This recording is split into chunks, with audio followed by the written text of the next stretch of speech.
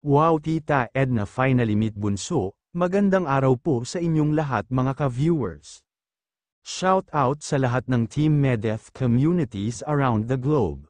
At sa lahat ng Solid Medeth, Silent Independent supporters. Binabati ko po kayong lahat, paki-like and share naman ng videos natin guys.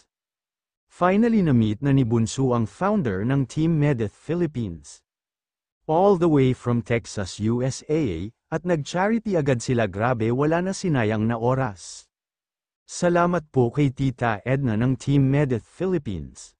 May beneficiary na agad from Naga, nasa SM Naga po sila nag-meet ni Tita at ngayon guys. Mag-unboxing daw sila ni Bunso dahil may dala daw na pasalubong si Tita para kay Bunso. Hindi daw nakasama si Brown Eyes guys, Blue Eyes daw ang dinala ni Tita. Na nagtawanan silang dalawa, may smartwatch at Victoria's Secret lotion na binigay si Tita para kay Bunso. Pag mabait daw talaga na bata, maraming blessings talaga ang dumarating. Kahit madaming bangaw ang gustong manira at pabagsakin si Bunso, ay mas lalo siyang minahal at sinuportahan ng mga community niya.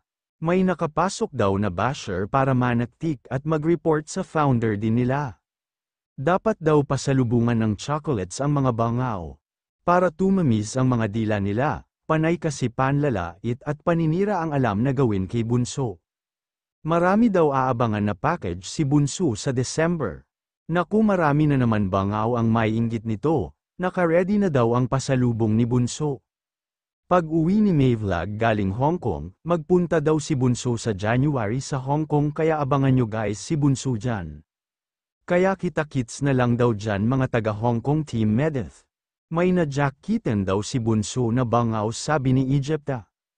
Kaya natagalan naman na hinanap ni Bunso, nag-shoutout naman si Tita Edna sa dalawang pamangkin na beneficiary niya na pinapaaral. Nagpupursige na mag-aral, being poor is not the reason para hindi makapag-aral. Habang may sponsor I take advantage of the opportunity, because education is very important, kahit saan ka magpunta, at sabi pa ni Tita Edna na she's the living proof of it. Hanggang dito po muli mga ka-viewers, happy and healthy community is our priority. Maraming salamat po sa inyong lahat.